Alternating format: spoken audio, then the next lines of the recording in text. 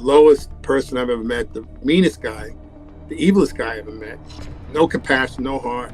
And the sad part is that he then became an assemblyman. You brought boxing in every school that you worked under. I would say for years, let me start this boxing program. I can help the kids.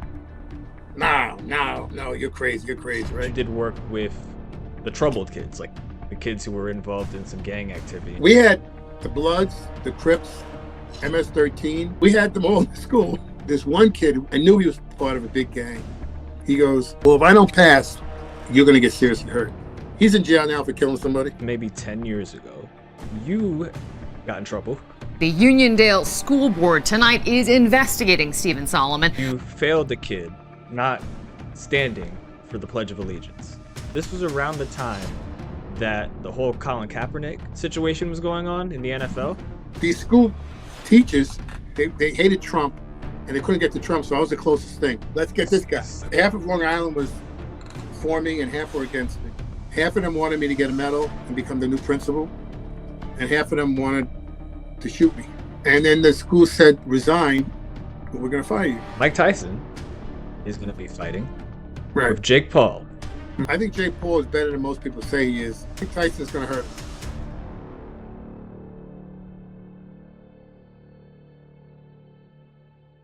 All right. So, how you doing, Steve? I'm doing good. Very good. Excited to do this today. So, ladies and gentlemen, Steve Solomon is a boxing instructor, longtime educator, and amateur boxer. So, Steve, just to get started, just tell me a little bit about what made you interested in boxing. Well, I always liked Muhammad Ali, as you see here, right here. Yeah. He was my favorite fighter, and I used to love the way he danced around and boxed. And, you know, he also had a lot of charisma.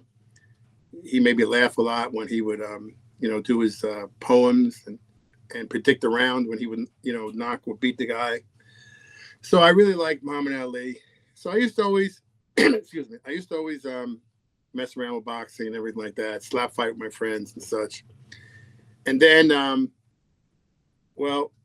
I say it's probably true is that, and we'll talk a little more about him later, but the basketball coach wasn't a big fan of mine, and he made life difficult for me. And his son played on the team.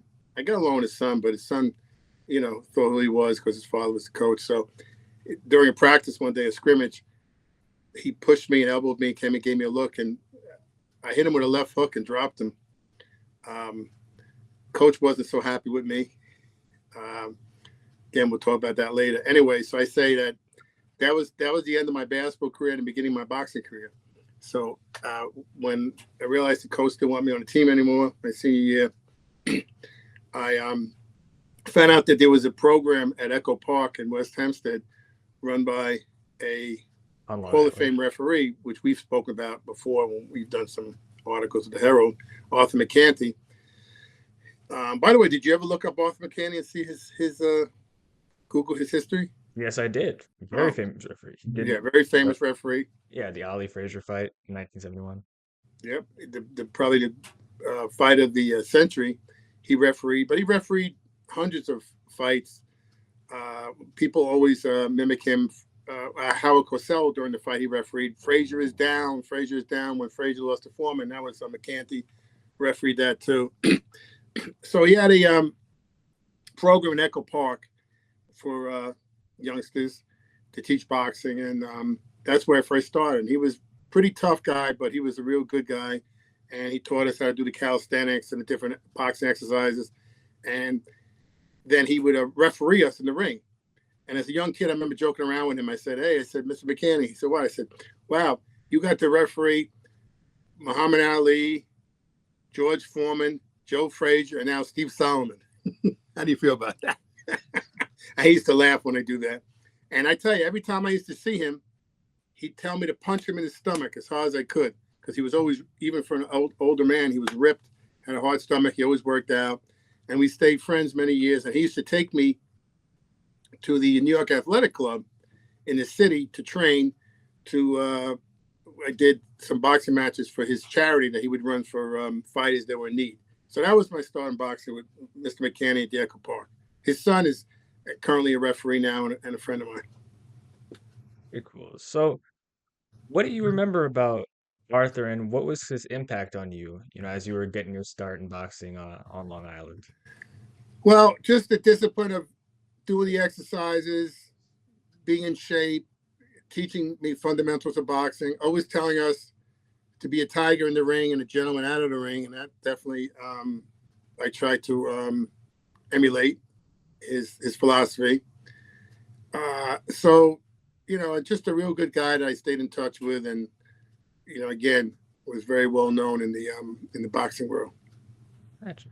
So you participated in Golden Gloves boxing fights, tournaments. Do you remember your first fight? The first fight in the Golden Gloves, my first fight ever. First fight in the Golden Gloves, but if you remember your first fight ever, we can talk about that too. My first fight ever was my brother kicked the crap out of me. But anyway, we won't talk about that. My first boxing fight, I think it was, we used to do what's called smokers. I don't know if you ever heard that term, smokers. No, what's that mean? Well, we used to do these amateur, they're kind of illegal now. Nice. But they were very prevalent in my time. I don't know, I guess they were like semi-pro type fights. And they call them smokers because people used to smoke in the arenas. Oh, okay. So the smoke was everywhere. So I guess they call them smokers. Probably weren't the Savers. I don't know. It wasn't really sponsored by any organization at the time. But clubs would get together. They would I guess, rent a venue. They would get a ring. Sometimes they would have medical professionals. I don't know if they always did. And then we would fight. And I remember the first fight was in one of those areas. I think I won the fight. My first Golden Glove fight, I actually fought Howard Davis. You ever hear Howard Davis? Yes, I have.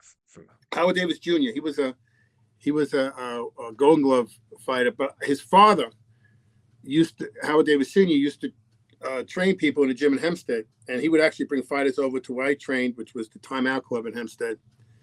And the first fight I had in the Golden Gloves was a fighter who trained under Howard Davis Sr., and I won a decision.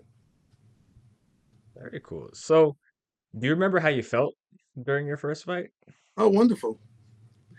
There's nothing like being victorious in a boxing ring and feeling, good about it. And there's nothing more depressing than doing bad in a boxing ring.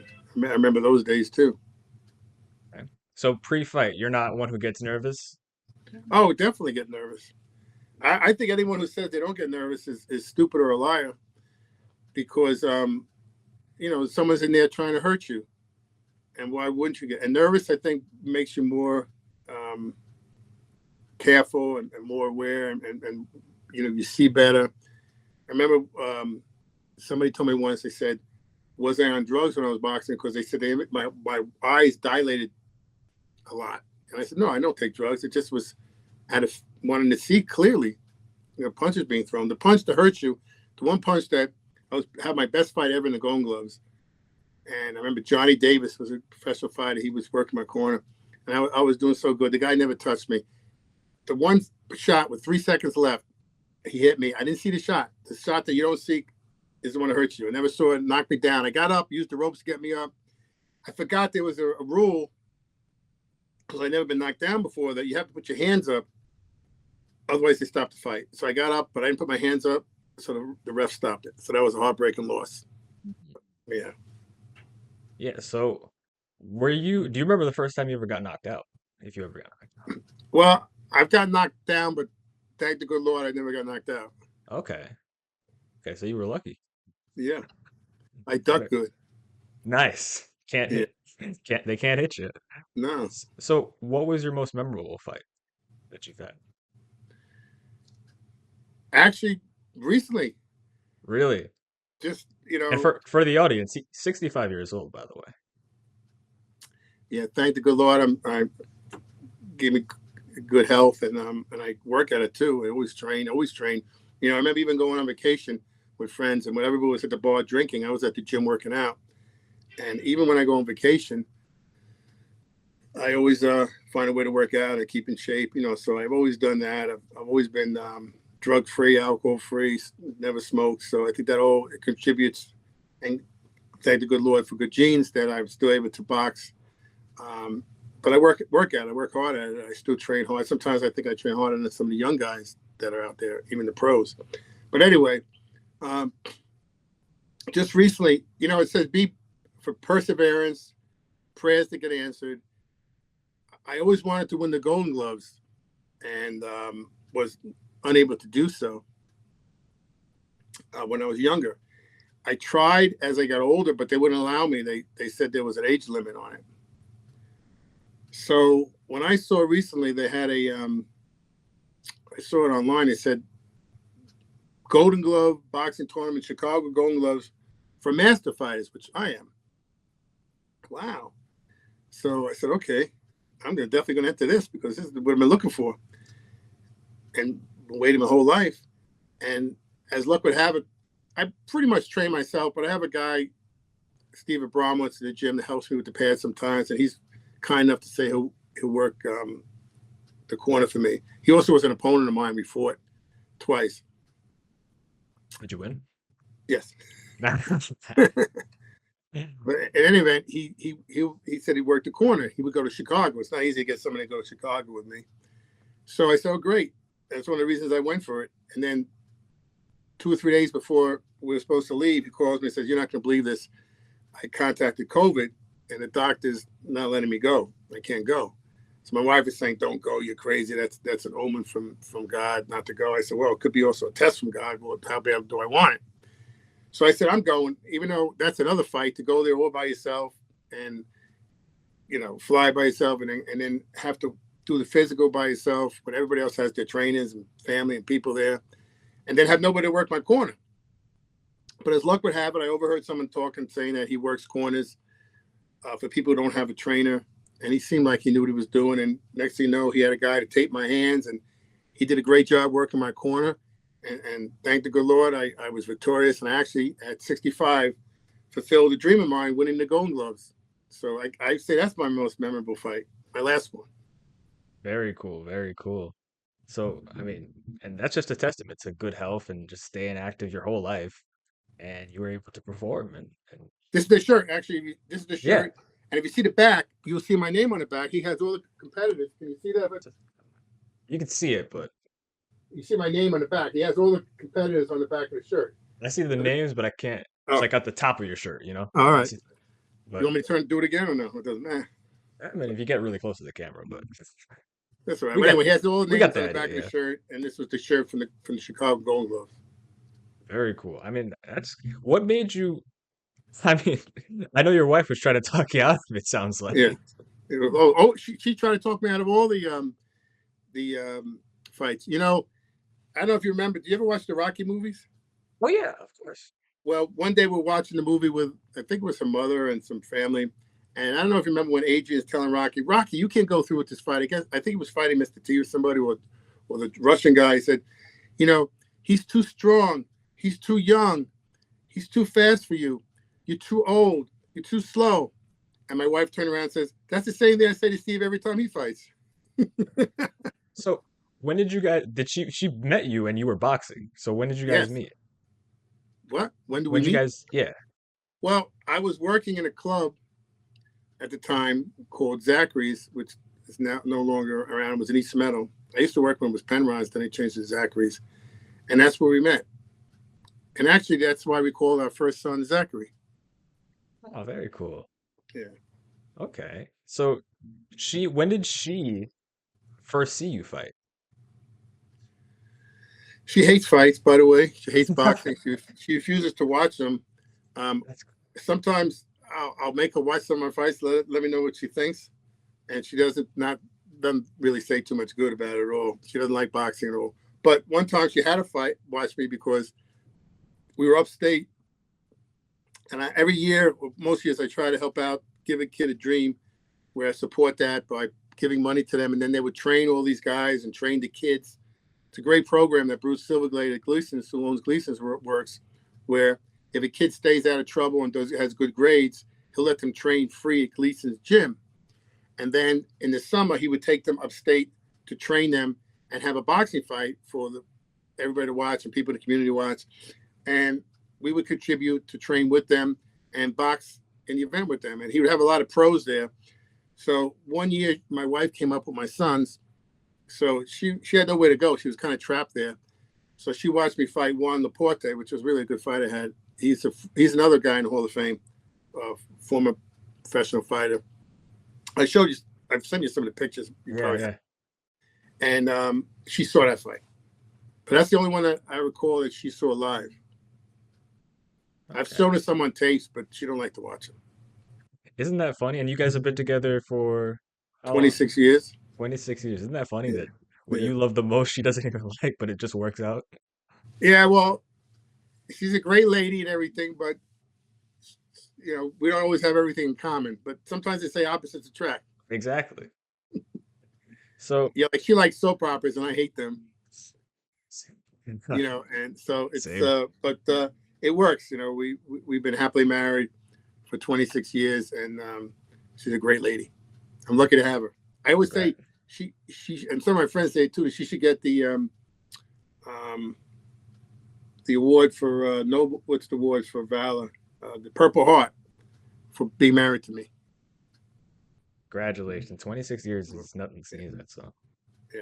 So you mainly stayed on the amateur boxing level, but you fought a lot of pros. A lot of pros, yeah.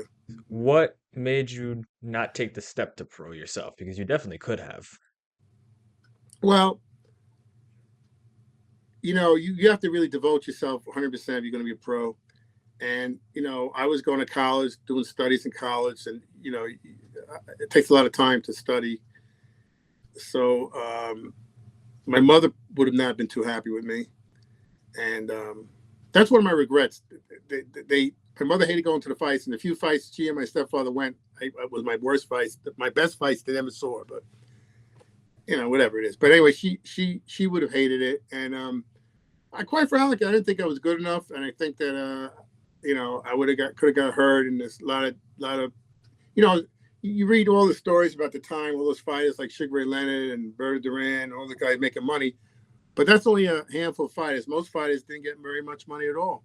And you take a lot of punishment, a lot of abuse. A lot of fighters have medical problems and dementia and things such as that. And Ali got Parkinson's. So, all around, it wasn't something that was.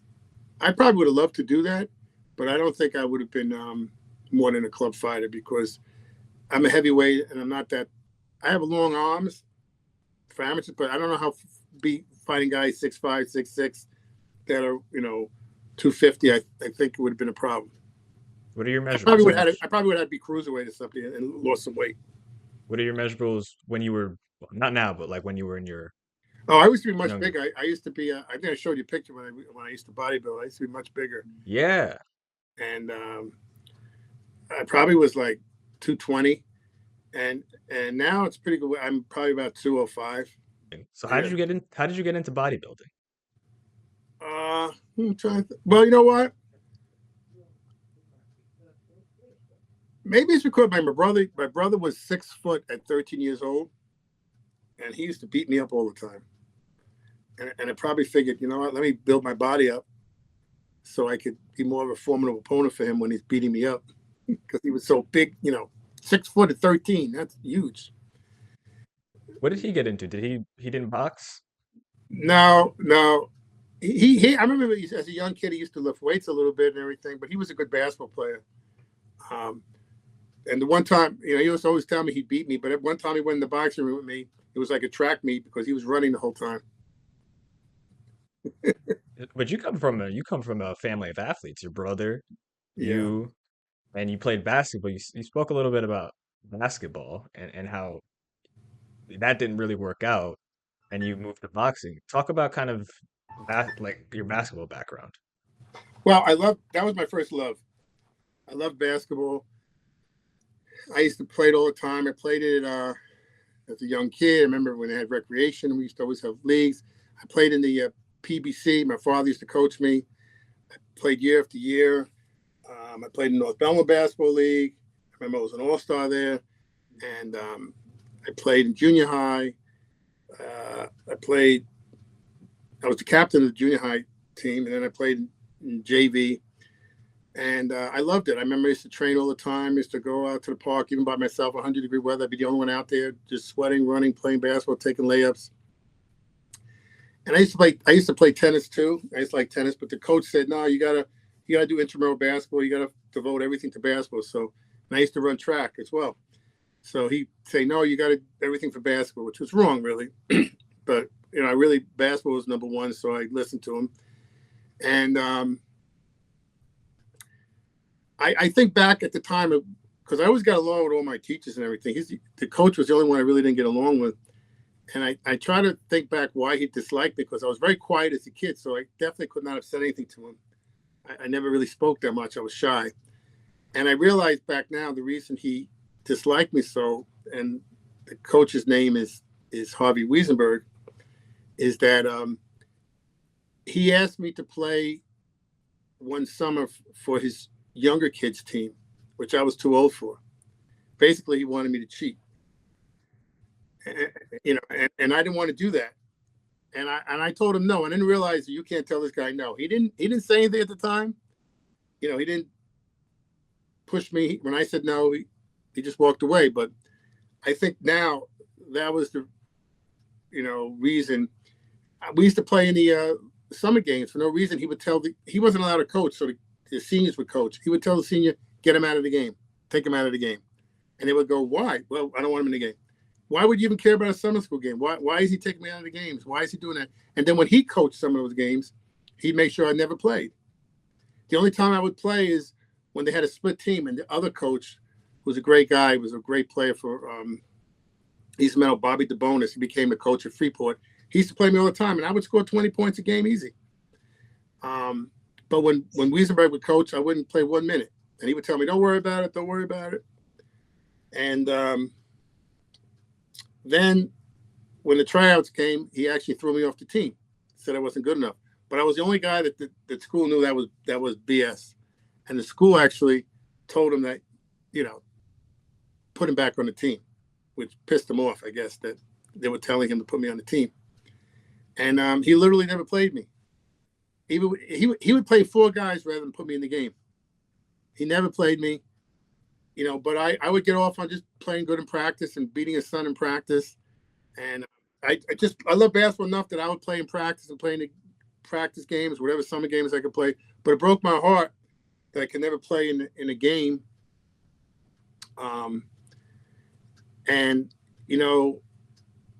So my senior year, I realized that it was no reason to go out for the team. He would just cut me or never play me again. So it broke my heart that, I couldn't do that. It tells you what an impact a coach can have, because I became a coach a lot of reason because of him, because I said I wasn't going to do the things that he did. And I was going to treat people fairly and equally and treat them with compassion and play them. I always feel that I see coaches today in the high school and other schools, they have kids on the bench and they don't play them. Well, why put them on the team then? If they're good enough to be on the team, you should be good enough as a coach to find out something for them to do. So whenever I coached, and I never got a chance to coach too much in school, but when I coached outside activities, I played everybody, and I was successful doing that. And Weisenberg didn't play very many people a lot. And then one day, I wasn't on the team anymore. His big son was on the team. He had a little son, too, that was a couple years younger, and he was on the JV team. He never played on the varsity. And in the playoffs, he moved him up, which is unheard of. He never played all year, and he played him over guys who were on the team all year, and he wasn't good enough to be on the team. It wasn't his fault, but he cost the team the playoff victory, the team they had to do, because he had like 5 turnovers in 2 minutes. So after the game, I was so outraged at this guy, what he does. And my friends dared me to speak to him and tell him what I thought, because everybody was afraid of him, because Weisenberg was this huge guy that was very powerful and very tough, intimidating. And I went up to him after the game, and he probably wasn't in the best mood losing a game like that. And I never spoke to him hardly, so he probably was in shock that I even wanted to talk to him. I remember saying, looking up right in his face, saying, Mr. Weisenberg, can I speak to you? And he goes, yeah, what do you want? And I said, well, you should be ashamed of yourself for some of the things you do. And I said, I don't know how you can even look yourself in the mirror every day. And with that, his whole countenance changed, and he tried to take my head off. But his wife ran out. Thank God, his lovely wife ran out and grabbed him and stopped him from beating me up. But it wasn't the first time. Like I said, he ran after me after I hit his son. He was chasing me out of the gym into the locker room. I was running for my life. And there was another time in the school. I don't know why. It was in the hall. He pushed me into the custodian room, which is dark. And I know he wasn't pushing me there to do any good things to me, so I just ran out of there. So, And yeah. so this all happened. This was in the 70s, 80s? This was in the 70s. This was 1976, 1977. And in fact, Weisenberg got fired because there's a guy named Frank Viola who pitched for the Mets and won a Cy Young Award. He was a good basketball player too. He used to shoot like from 30 feet. Didn't have 3-pointers then, but he would shoot really. He couldn't make a layup, but he would shoot from 30 feet out. So it was a game where he was hot, and they needed to win this game. And he was shooting one shot after another. But his son, he wanted him to break the all-time scoring record because the kid played like 10 years. I mean, he played since he was like a kid. So he wanted to break the bonuses record. So what does he do? He takes out Viola, who was hot, so the ball would go to his son. Mr. Viola, not too happy about all this, gets on the court and they start an altercation. Weisenberg knocks him out. And he had fights with two parents during the season. They finally fired him. And the sad part is that he then became an assemblyman for God knows a long time until retiring a few years ago. So here's a guy who I always felt was the lowest person I've ever met, the meanest guy, the evilest guy I ever met. No compassion, no heart, and yet he was a politician. I was saying his behalf. His wife, he had a stepson who's disabled, and because his son was disabled, he did a lot of good in the community for people with disabilities. He fought for them.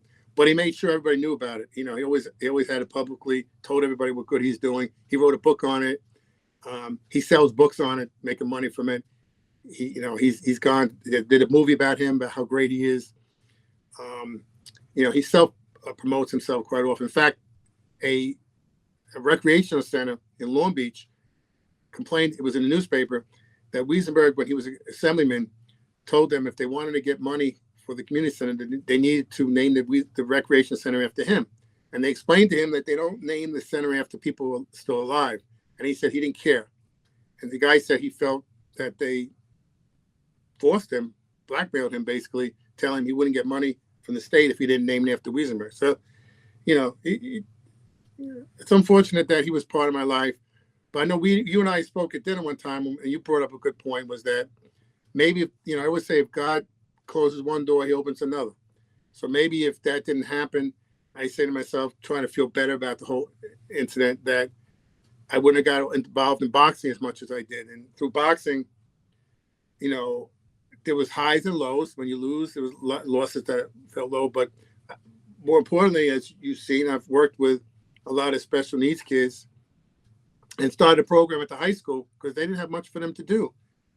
And it was unfortunate. East Meadow High School, right? This is at Uniondale when I worked at Uniondale. Yes, you worked in Uniondale, you went to East Meadow High Went to School. East Meadow, right. All on Long So Island. when I went to Uniondale, I was teaching the special ed kids. I used to take them every year to a program at Mitchell Field. It was originally called Empire State Games for the Physically Challenged. Now they're called the Victory Games. I would take these kids to participate in various Olympic sports, and they had a great time. People who couldn't see, people who couldn't hear, people who couldn't walk, people who had all type of abilities. And I would take them there and they had a great time. And then I said to the athletic director, when the new athletic director came in, why don't you let me work with these kids all the time? Since I work with them, in the special needs. He goes, oh, that's a great idea. And really nobody really wanted to work with them. So it was an easy decision. But they didn't have much of them to do. Illegally, they wouldn't allow them to use the gym. They wouldn't, only a little bit in the weight room, not in the pool. So basically I only had to go outside, and you can't go outside in wintertime. So the athletic director said, well, you have a boxing background, build a boxing gym. It shocked me that he actually said that. So I said, oh, great. And I did that, and the kids loved it. And because the school got such good publicity from it and saw it was doing good for these kids, they let me start a program for all the kids.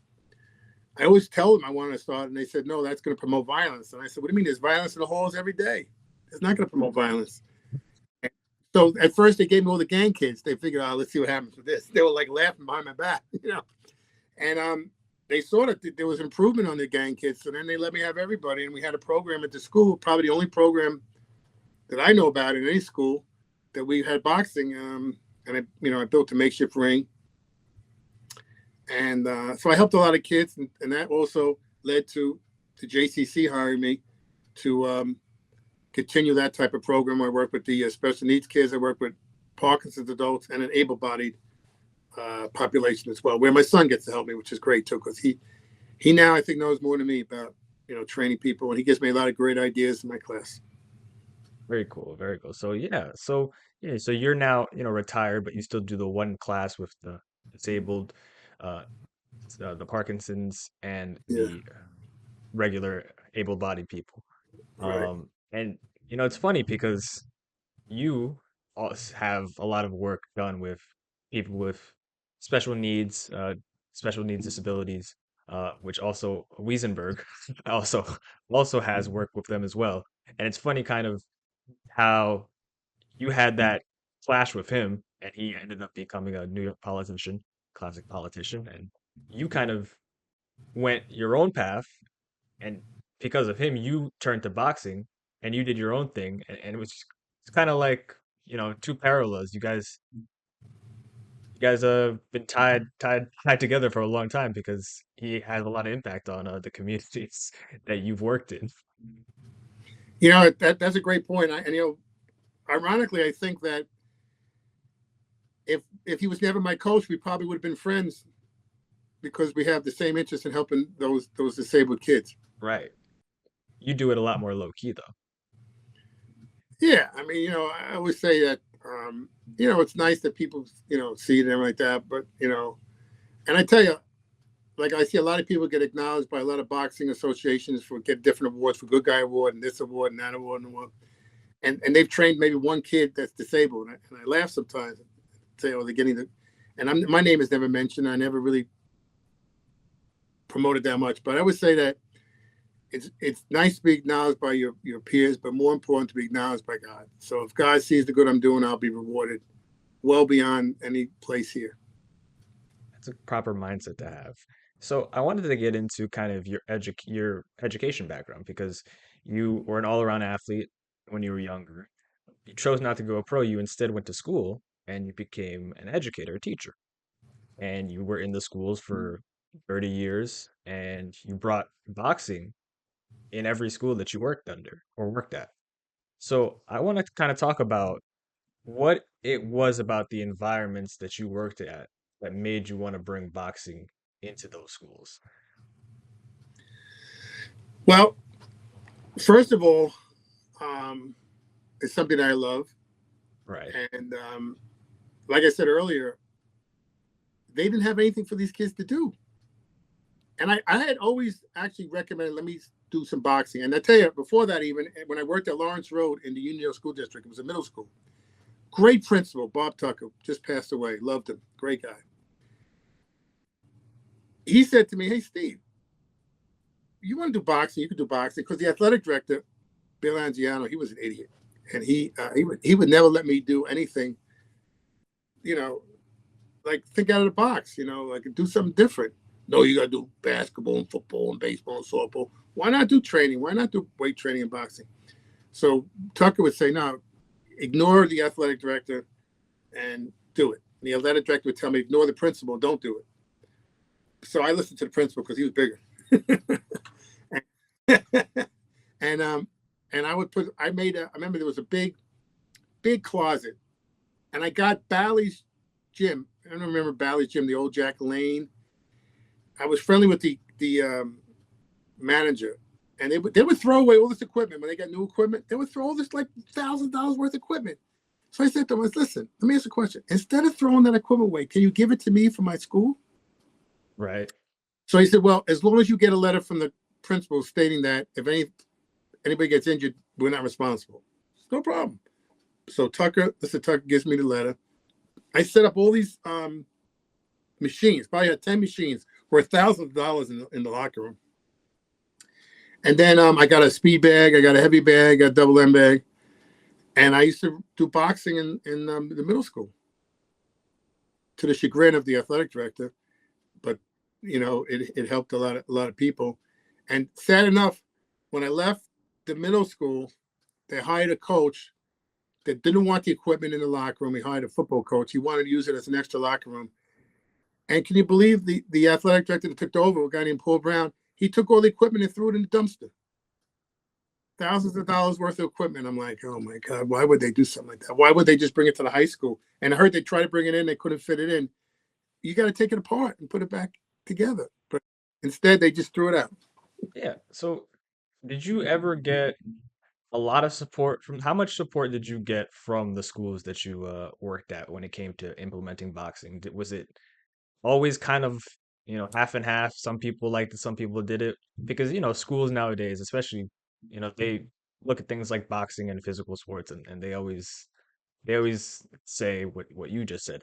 It's too violent, and when a fight breaks out of the school, if you fight back, you get in trouble too. So schools and things like that never really mix well. So tell me how the schools kind of receive that throughout your career. Was it always 50-50?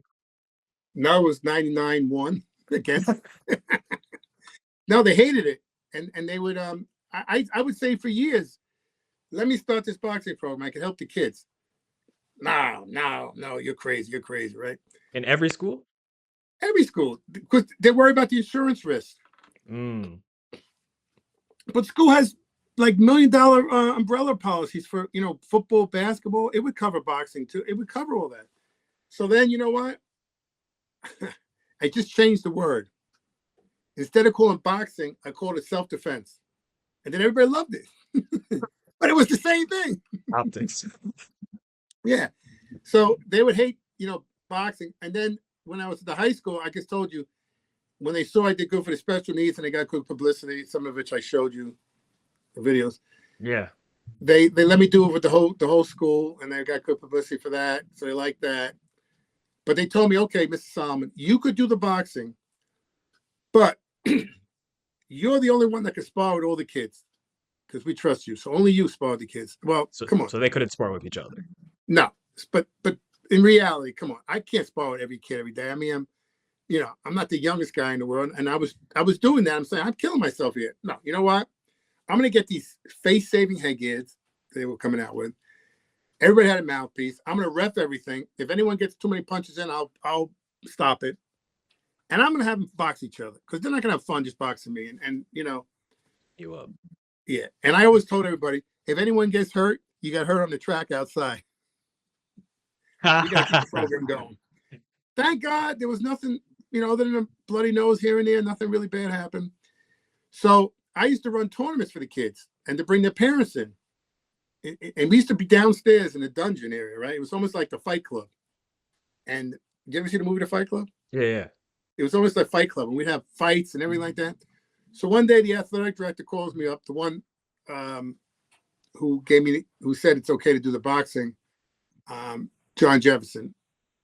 He calls me to his office and says, Steve, I'm hearing rumors that the kids are not just boxing you, that they're boxing each other. And furthermore, I hear, even worse than that, you're running tournaments and parents are coming and you're selling tickets. So I said, he said, is that true? Because that's not what they told you you're allowed to do. The superintendent would be very angry with you. So I said, this is Uniondale still, right? Uniondale, right? So I said, well, first of all, yes, they're having competitions. They're boxing each other. The parents are coming. The tickets I'm selling are being split with the PTA and our boxing program, so I don't have to keep asking for money. And 5, as far as the superintendent be mad, she has ringside seats. she used to go to all the fights. So what The was the assistant athletic superintendent. director's problem? Well, he didn't know that. So she actually, the assistant superintendent, her best moments with her father was watching boxing. She loved boxing. So every time I would bring a world, because I fought several world champions in the school, we can get to that. I always brought the world champion to her office for a picture for her and got them to sign a glove for her. I always had to keep her in, a good way. So, and she always tell me, I want two ringside seats for any of your fights with the champions. So I told the athletic director, well, how mad could she be? She's one watching the fights. He would just shake his head and go, all right, get out of here, get out of here. Okay. Okay. Okay, buddy. So you worked with a lot of special needs kids. Excuse me. By the way, Yeah. the superintendent at the time, you know what he told me? He Yeah. said, Steve, I'm approving this boxing, but I want to let you know something. If something goes wrong, I'm going to deny I ever gave you permission, and all going to be on you. And I'm going to say the guy's doing it on his own with no approval from me. Just let you know that as long as things go well, we'll take the credit. But if things go wrong, it's going to go on you. And I'm going to deny I even gave you permission. Just let you know that. That's what he told me. Oh, That was okay. that was a vote of confidence. Okay. What was the superintendent's name? Dr. Lloyd. Gotcha. Dr. Lloyd, Uniondale. I actually liked him. He was kind of a cowboy. He liked me too. I taught his kids and everything like that. He was a good guy. I don't think he was the most well-liked guy out there, but like I said, he supported me as long as it wasn't a problem. Okay. In fact, I remember one time that they told me there wasn't going to be any buses for my. Now I told you my special needs kids. They love going to Mitchell Field once a year. That's their time to shine. So the lady who does the buses tells me we don't have money for buses. We're not going to have buses. This was like a day or two before the event. I go, oh no, you're going to have buses. You got buses for the basketball team, for the football team, for the boxing team. They have buses once a year. You're going to have buses. So she said, no, we're not. I said, well, who's this coming from? She said, this is coming from the superintendent, Dr. Lloyd. I said, well, you tell Dr. Lloyd, I said, that if I don't have buses tomorrow, then I'm going to call Newsday up, and he's going to have the worst public relations story in that school he'll ever have. I'm going to call them, and you better have buses, or they're going to be a real problem here. You're going to have every news agency here. So she goes, I said, you may want to tell him that. She goes, oh, I will. She goes, step out the office, please. So she calls the superintendent. She says, he'd like to talk to you in his office. Okay. And knock on the door, Dr. Lloyd, you like to talk to me? He goes, what's this about you not having buses? Well, how many buses you need? I said, I put him extra bus. Instead of 2, I said 3 for them doing that. I need 3 buses. You got 3 buses. How them tell you don't have buses? You have buses anytime you want for these kids. And I said, well, it's only because I threatened to go to the Newsday. To the press. Because they said he's the one. Because when I told the lady, Dr. Lloyd said to give me as many buses as I want, she said, but he's the one who told me not to give you any buses, no matter what you said. Well, he changed his mind. That's hilarious. Yeah. It's so funny that because you were able to bring boxing into the schools, and it was always like an uphill battle for you to do that. Yeah. So, and it's funny that given that you're a boxer, you weren't only fighting in the ring, you were fighting to get boxing into the schools also, and you were fighting with coaches, and you were fighting with administrators at schools. You've been fighting all your life in and out the ring. Yeah, I guess that prepared me for the ring. It's a point, all the fighting I've ever done. And I always say, my wife never gets into any issues, very quiet, person. And here I am, is one after the other. But you know what? Sometimes when you stick up for something that you know is right, that's not maybe the popular move, people are not happy. And I'm not afraid, honestly, I'm not afraid to take the brunt of what's been happening my whole life. And there's many other stories that we didn't even get into. Yeah. So were you, because you went to school for education. Where'd you go to, you went to school on Long Island? Yeah. I went for my bachelor's at Long Island University, CW Post, and I took my graduate at Delphi. Gotcha. So when you ended up getting into teaching, were you special education, physical education? What was your title? Well, when I went for my undergraduate, I originally went for health and for business. It was a minor. And then I took physical education as a major. I mean, excuse me, as a master's in Adelphi. And that's what I took. I took was health, business, and phys ed. And I ended up being health and physical education. I used to teach health classes and the able-bodied physical education classes and the special needs physical education classes. Gotcha. So you're doing both special ed and I used to teach alternative school. The kids that failed out of yeah. regular school, I would teach them at night. Yeah. So were you boxing and teaching at the same time? Like you would do some Yes. amateur fights? Okay. Yeah. So you were balancing both. Okay. I remember when I was student teaching, the teacher used to laugh because sometimes I'd come in with sunglasses on with a black eye, and he said, "Oh, Miss Sam must have another fight on the weekend." So the students, they knew what you did? Yeah. Okay. Yeah. So tell me about, because I know that you did special education, special needs kids, and then you also did like the other kids. So, and you told me that you did work with the troubled kids, like the kids who were involved in some gang activity and whatnot. So tell me kind of how that is to deal with those kinds of kids, and some stories from there. Did it ever get combative? Any altercations at all? When you were Well, working with those kinds of kids? These were kids that were actually in gangs, like in yeah, gangs? yeah, Okay. yeah. We had the Bloods, the Crips, MS-13. I'm sure you probably heard those gangs living in Long Yes. Island. Yeah. Yeah, we had them all in school, you know. And Not the best part of Long Island. yeah, well, to tell you the truth, for some reason, I seemed to get along with those guys because they knew I was tough but respectful. Right. Like I always was respectful to them, but I didn't leave. I would tell them in class, listen, I could deal with you not doing your homework. I could deal with you not studying. I could deal with you failing tests. I can't deal with you being disrespectful.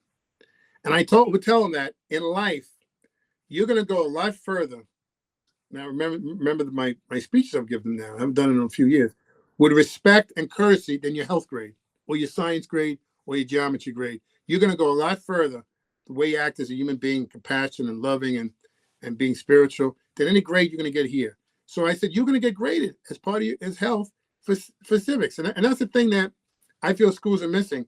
They should go back to teaching civics. And I believe they should go back talk about embracing God and the Bible. It doesn't have to be Judaism or Christianity or any other religion or the Muslim religion. It could be just they all practice the Ten Commandments, as far as I know, and so I feel that people all love God. Muslims, Christians, Jewish people, all people do. They may call God a different name. They may have certain different rituals that they have with their religion. But I really feel that if education would talk about the commandments and God and have a class like that and civics, I think people would grow up with a little more respect and courtesy. You wouldn't see all these gang kids. I read every day, it gets me sick, the horrific attacks that kids have idle time, that they're nothing to do, that they're going to hurt people, that they gang up on elderly people, on people who are homeless people. And it makes me very sick to see some of the things that young people do. And I think, and wouldn't eradicate all the way, but I think if schools brought kids up with respect, they would go further in life than concentrate on trigonometry and this and that. They actually should teach also things they're going to need, like kids should know how to sew. They should know how to change the oil. They should know how to do a checkbook. They should know how to do their taxes. They should know how to write a letter. They should know how to do a little plumbing, to stop a toilet. Things that they'll need in life. I never used trigonometry. I never used a lot of stuff I learned. I think I would have been better off learning how to work on car mechanics and other things that I got to hire plumbing and electrical. That's what I think schools should do. Be all servicing all those needs. And I think kids would grow up better. Yeah. So you were, because you were in the education field for so long, you saw it change over the years. So you think it's changed for the worse or for the better? For the worst, I always say I wouldn't last probably 2 weeks if I went back to school. You know, with all the pronouns and nouns, you got to call he, she, we.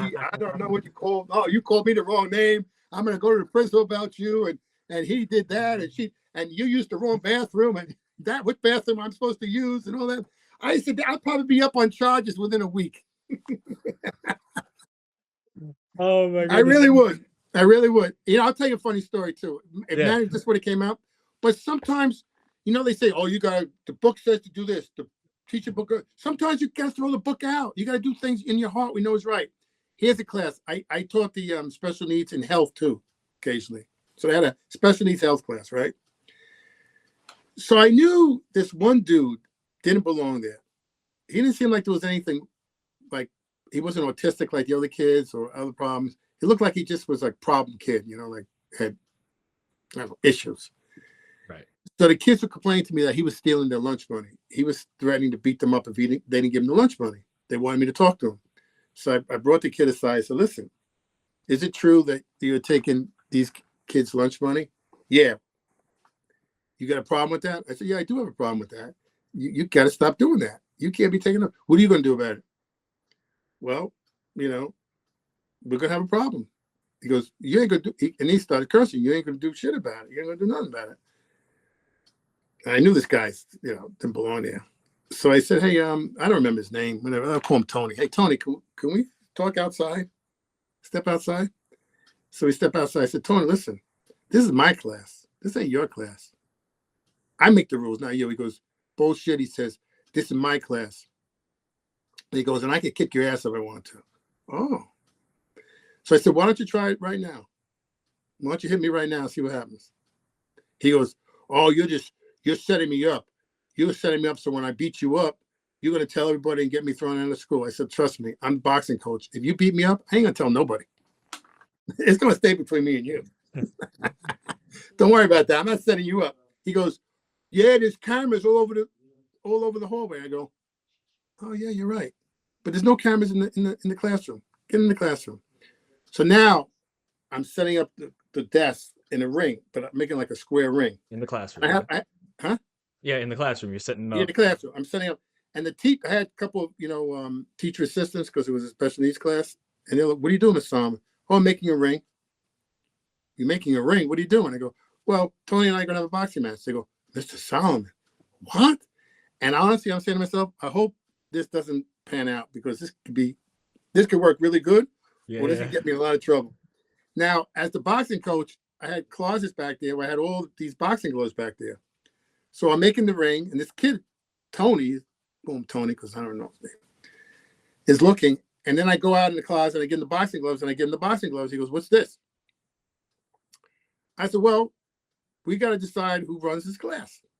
And you say you kicked my ass. So we got to find out who runs the class.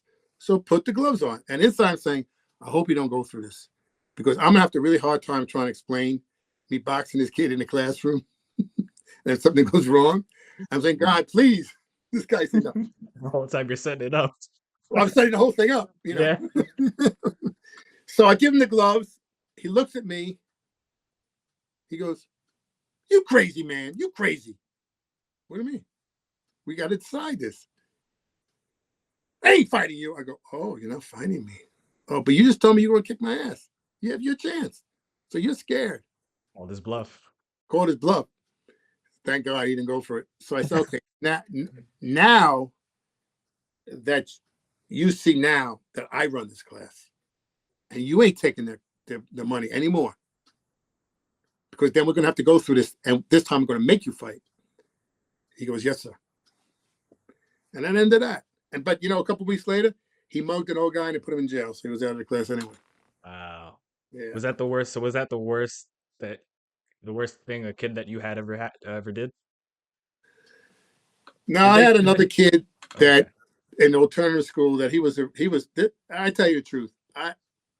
I would really stand up to almost all these kids. I wasn't afraid of anyone except for one kid. One kid, he made me really uncomfortable. And like I said, I would go against a lot of these gang kids, and hey, I'd rather quit than have to deal with disrespect. That's how I felt. Right. So this one kid who was in the alternative school, I knew he was part of a big gang. I knew he was like a president of a big gang. And he came to me and said, how am I doing? Am I passing? I said, how could you ask if you're passing? You hardly hitting any work in. You're failing. You're not putting any work in. I've told you 3 times to keep putting the work in. He just stares at me and walks away. And then he says, when everybody leaves the class, he comes over to me and goes, I'd like to talk to you. So what? He goes, I'm not going to pass? No, sir. He goes, well, if I don't pass, you're going to get seriously hurt. How old was this kid? He was about 20. You could be 20 years old and still be in the school. Well, that's something. And I said, so you're threatening me? He goes, yeah, I'm threatening you. He said, and I'm not going to take out boxing gloves with you, if you know what I mean. You're going to get hurt. Yeah. Wow. And he said, and I'll tell you something else. If this conversation goes past you and I, you're really going to get hurt. And believe me, I know where you work, and I can find out where you live. I better pass the class. And he walks out. And I'll be honest with you, he scared me. He scared me. And I thought about it, and I said, well, listen, do I fail this kid and the rest of my life look over my shoulder what this kid might try to do to me? I mean, hey, I said, I'm passing this kid, and I'm not telling nobody. What was it about him that was different? It just had that look, you got to be street smart. Like, sometimes you got to know when to fight and when not to fight. Some battles are not worth fighting for. Mm-hmm. Some battles are you just know, gut feeling, gut instinct that this guy's for real, that this guy is going to do something. And I was right, because I passed him, and he came up after I passed him. It was like a week or two later. He comes over to the library, looks at me, he goes, hey, Mr. Solomon. He goes, thank you. He goes, that was a very wise decision on your part. And I said, okay. And he goes, and I see you never told anybody anything, and that was another wise decision. Have a nice day, sir. And he leaves. He's in jail now for killing somebody. But guess what? It wasn't me. Damn. So I made the right decision. Yeah, you did. That health degree is big deal. He has a degree in San Quentin somewhere, Yeah. I don't want to look over my shoulder, and I didn't tell nobody. I kept it to myself. How long after that did he get arrested? Oh, I don't know. I read it like maybe a year later. Oh, after that happened? Yeah, after that happened. Yeah. But, you know what? You stayed alive. You stayed alive, so that's good. Yeah. I don't want. Yeah. So moving on from that. That's a wild story for your show. No, I love that. This has been really fun so far. So, you've worked with a lot of, kids like that. Well, he was not really even a kid, but he was a man. Yeah, young man still working to get his degree, his high school degree. Right. But what is it about boxing and bringing that kind of discipline that is different than any other sorts of maybe school discipline that you would see, because I feel like it's a different level, like boxing and teaching self-defense. It brings something different than other kinds of discipline you would teach, maybe like just through hard lessons and anything else that any ordinary teacher would teach. What does boxing bring that is different than? Well, I can tell you what I think sometimes. Boxing is like the ultimate sport. You can't blame the coach, really. It's you or another teammates. Like a quarterback throws the ball and the receiver drops it. You can blame the receiver. It's not me, you dropping my passes. Or a basketball player, throws a pass. It's a great pass, and the guy misses the layup. Well, it wasn't me. Boxing, you really can't blame a lot of people. It's kind of man on man. It's a warrior sport. And I'll tell you something. I know you read stories about Mike Tyson, some guys who were crazy when they were fighting. But I've dealt with a lot of different athletes, and boxers have the best hearts of anybody I ever met, because to go through that type of stress and workout and all that, you develop really respect and love. And I don't know, it's just something about boxers that are most down to earth. If you go to the Boxing Hall of Fame, you could mingle with the greatest boxers ever, with no bodyguards and no this, that, and they'll hang out with you, they'll talk to you, they'll go to the bar with you. Every year at the Canastota, you can meet all these guys and hang with them. You can't do that at the Baseball Hall of Fame. You can't go near those guys or the basketball guys.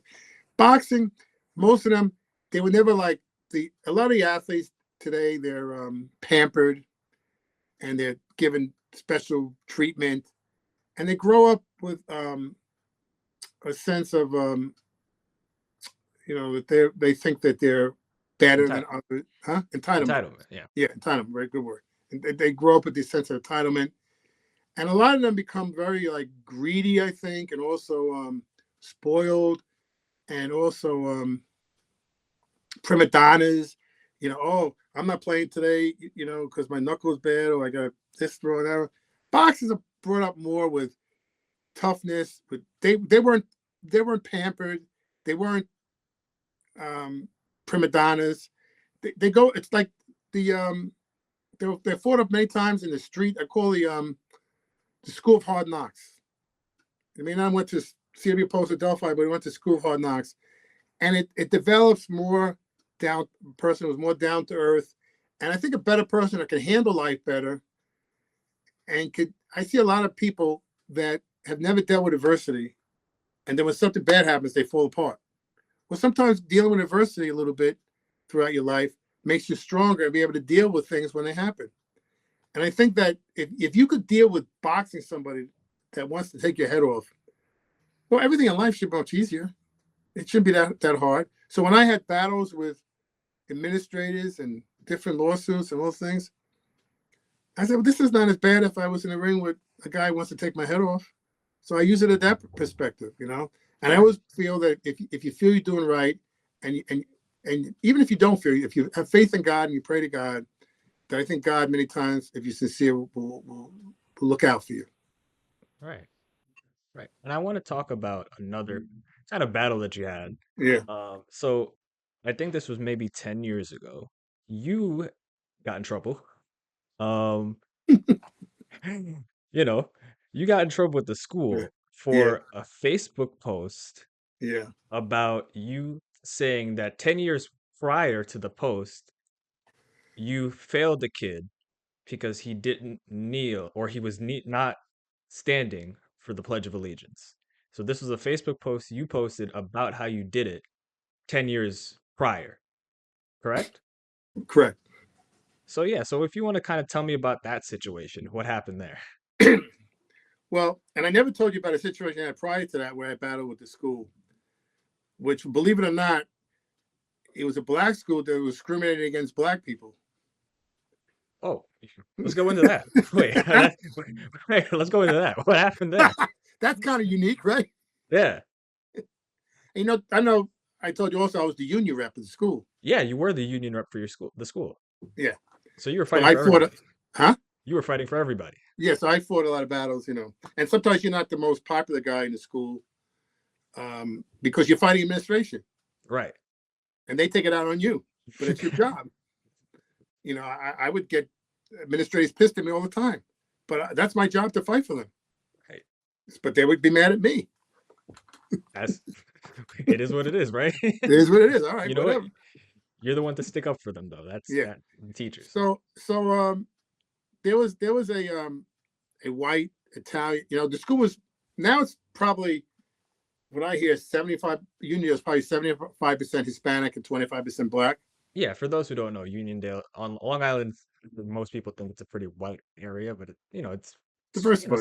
It's somewhat diversified. Uniondale is more, of Hispanic and black people in that area. So yeah, we didn't have too many white people there.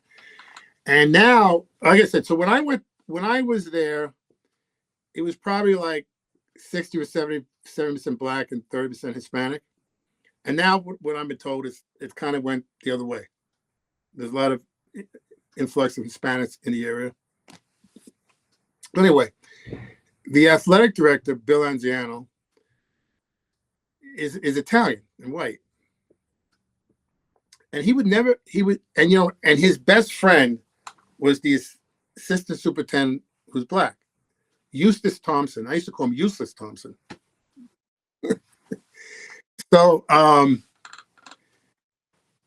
Anziano would never hire anybody but Italians as coaches. All the coaches he hired was Italian. And he actually had one year, look it up, I think his name is Jack Gilliam. He was the first black quarterback in the NFL. And his brother was a former college offensive line coach for a top-rated college Division I school. And he wouldn't hire him as a coach. He told him if he wanted to volunteer, he could volunteer for nothing. He obviously had anus against just about everybody other than Italians. And he used to call it himself, he said he had ran like a little mafia. So I wanted to coach kids, and I ended up mostly coaching in the communities because he would only give me like low-level coaching positions. And I had coached in the Catholic schools championship teams in varsity teams. And I would say, let me coach the older kids. No.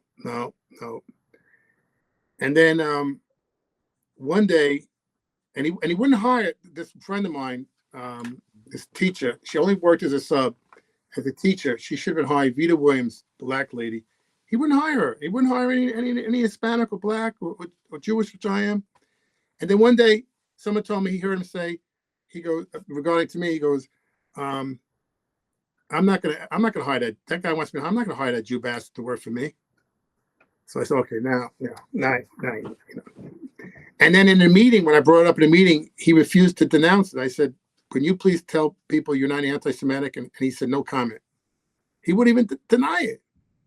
And the superintendent looked at him and said, you don't want to answer this question? He goes, no. You're not going to deny it, Bill? I've answered the question already. So, I mean. Damn. So couldn't even fake it?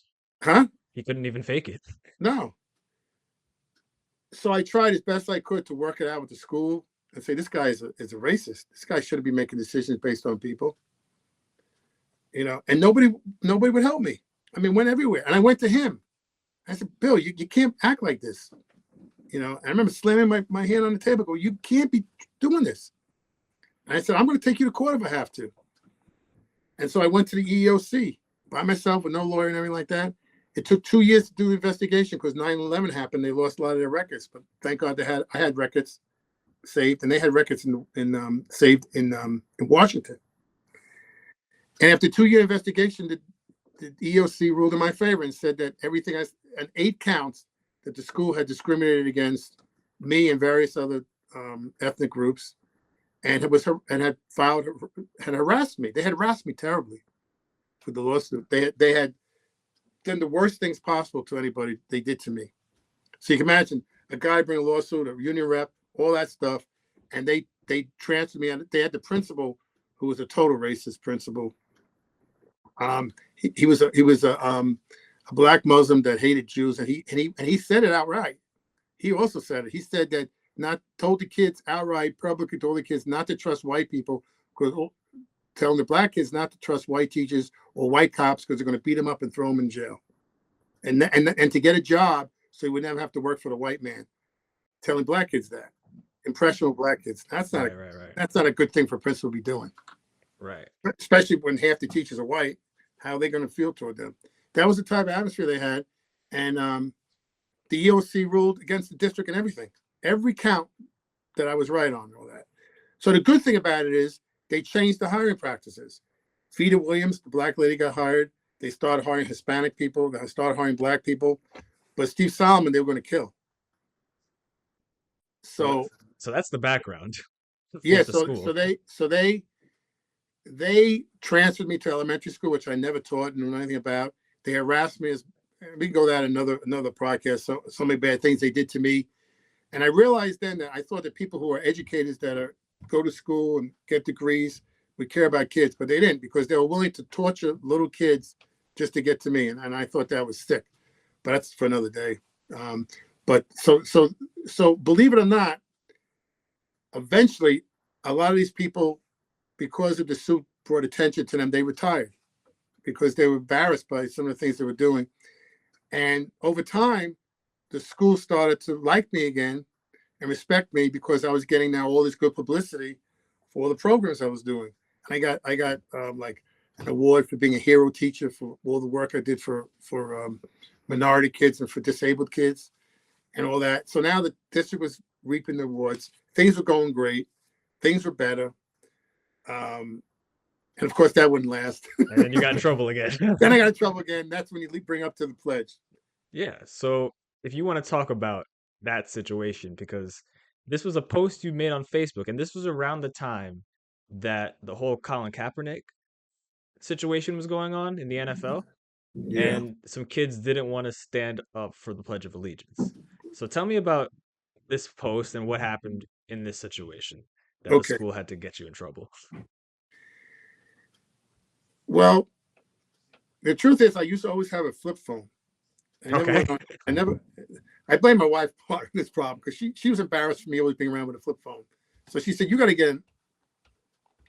Are you gonna whip out a? Okay, I thought you were. We thought you pull out. I thought you were gonna pull up a Motorola flip phone. Yeah. So, I didn't know that much about Facebook. So this one guy who I went to school with writes on his Facebook post that most teachers are punks and are wimps, and they have no guts, and they're pussies. And he's saying all this stuff negative about teachers, and he's saying that these teachers don't even have the kids stand for the pledge anymore. That's disgraceful. So I said, "Hey, Tom," and I thought I'm just talking to Tom. Texting Tom. I didn't know it was going out to the world. Oh, okay. In fact, some people made fun of my grammar. If I had known that half America would be checking this out, oh my God, I'd be a little more careful. But I thought I'm just writing to Tom. So I tell Tom a story that happened 10 years prior to the present. Mm-hmm. And you think you're just talking to him? I think I'm just talking to Tom. Oh no. So believe me, it could have been a lot worse. But I didn't say. I just said, look, here's a story. It was a true story. That 10 years prior to that I had two kids that refused to stand for the pledge. And I would say, no, you got to stand for the pledge in my class. And they said, well, we don't want to stand for the pledge. And I said, listen, standing for the pledge is just showing respect for the people that are fighting for your freedom, for your safety. They're giving up their lives to fight for you. So you don't have to say the pledge. Just stand up and show respect. That's all. Well, who asked these people to do what they're doing? I said, well, the United States government did. That's their job. Like, you'll eventually have a job. Well, we don't want to stand. We'll stand in my class. And again, this is 10 years before Kaepernick and all that. It's all timing. If Kaepernick didn't happen, none of us would happen. Right. So this happened during that, and the post was 10 years before. Or Correct. You failing them happened 10 years before the Kaepernick situation. Right. So now they go to the principal. And the principal says to me, are you making these kids stand for the pledge? I said, yeah. She goes, well, I know you're patriotic and all that, but you can't force me to be patriotic. And the Supreme Court regulates that they don't have to stand. So in the future, I appreciate you. If they stand, fine. If they don't, just let it go. Okay. I was told what to do. So the next day they go into class and I say, okay, please stand for the pledge. And they're sitting down like this and they're smirking at me.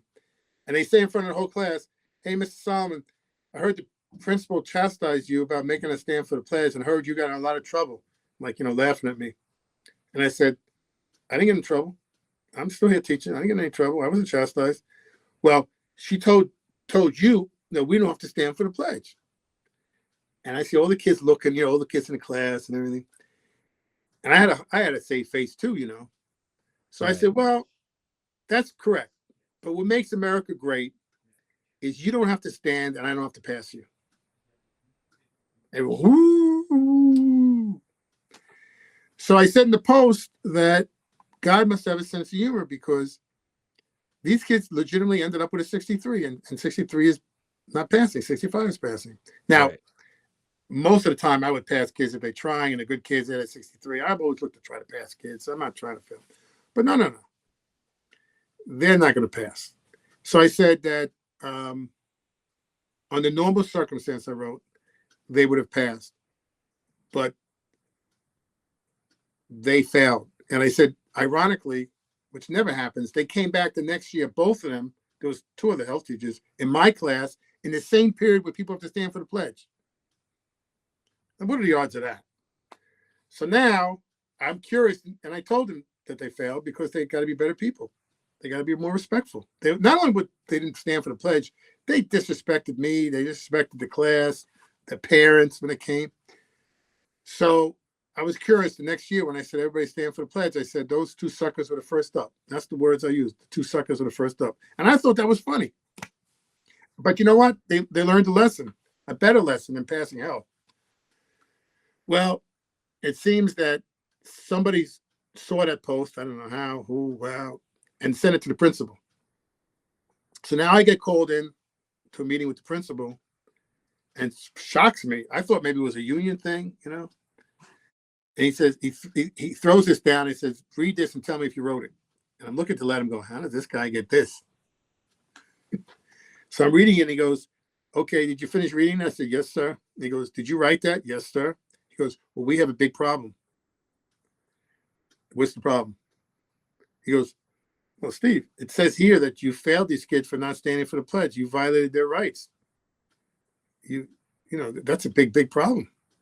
If this gets out, this could be, you know, kryptonite for you. So I said, well, it doesn't say I failed them because they didn't fail for the pledge. It said under normal circumstances, they would have passed. They failed legitimately at 63. It's my prerogative whether to pass them or not. And do you have the records of that when you do that? Yeah. Like, yeah, I had the record. Okay. I said, so they failed themselves. I don't have to pass kids that are failing. Right. So they weren't failing. They were just on the bubble, and you could. No, they were failing. 63 is failing. Yeah. So they were failing, but because a teacher could sometimes pass them like with participation or stuff like that. You can like give them a couple. I'm not going to fail good kids. I'm never going to fail good kids that are 63. Come on. Yeah, exactly. Okay. Can I curse on your show a little bit? Yeah, you can curse all you want. Okay, all right. That's an FU grade to fail someone with a 63. That's an FU grade. In fact, going back, I remember my son getting a 63 in his class and me talking to the teacher and said, does my son give you any problems? He goes, no. Is my son respectful? He goes, yeah. Does my son try? He goes, yeah. I go, then 63 is an FU grade. Well, you don't give it to a kid like that. And I had to educate this guy, and that's not the grade you give to kids like that. And you need to go back to learning how to put grade. So bottom line is, right. I was really, I said, how did you get this letter? He goes, well, you know what, Steve? It was put in my box anonymously. I really don't know who put it there. And it kind of bothered me who did that. And I knew it was going to get out. If he had it, it was going to. And it did get out. Well, it got out because I spoke to the union because I was mad. Here I'm fighting for everybody. And obviously it was a teacher that did it. Because who else would have put it in his box? That'd be someone in the school. He said it was in his mailbox. So, but he was cool. He said, Dr. Thomas was the principal. He said, I'm going to put it in my desk and we'll let it. I think he knew that because I was a union rep that I better agree with him in the future because otherwise he had this letter, you know. He said, I'll just let it here just between me and you. Oh, okay, I see. But I think he probably said, he's the union rep. So if you don't go with my way, I kind of got this letter. Yeah. He didn't really say he's going to blackmail me, but you know. Keep it on hand just in case. You know, he could always say, Steve, we wouldn't want this letter to get out, would we? Right. So anyway, I spoke to the union, and I didn't think it was that big a deal. I thought it was funny, the truth. And I said, why would somebody write an anonymous letter about me? I'm trying to help you guys. What did I do to? So they asked me what the letter was, and I told them. I didn't think it was that bad. Oh my God, was that a mistake? So what happens now? It was like that. It was like a bomb got, nuclear. It went nuclear. Because the next day, this woman, I don't think she liked me very much. She wrote about, our union rep, who's supposed to be fighting for us, is failing kids because they won't stand for the pledge. And then she writes, well, I know he's very religious and believes in God. What if they don't believe in God? Is he going to fail them for that? And then she goes, is he going to fail them because they're not the same race as him? And I go, where are we going with this now? Right? And she goes, did he fail them because they're black? Why are you bringing that up? You know, where's the evidence of that? So the fact is they weren't black, they were Hispanic. They just assumed they were black. Right. And this is 2016, 2017. This was yeah. That's the one. So The whole then Kaepernick thing because was of her letter, it piggybacked another couple of letters, you know.